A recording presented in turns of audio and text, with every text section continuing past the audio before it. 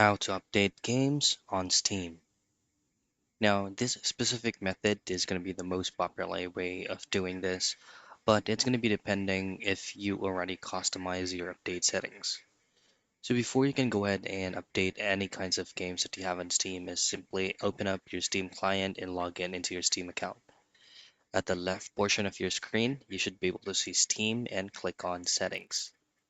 Now from Settings, go into Downloads. Now, these option here that says updates to install games, this is gonna be the whole game that you have from Steam.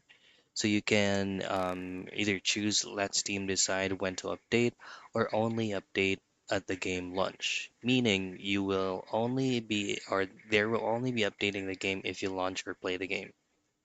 So for you to be able to separately update each game is to open up the specific game where you would like to be updated, and then you should be able to see button here that says update if there is update available on that game.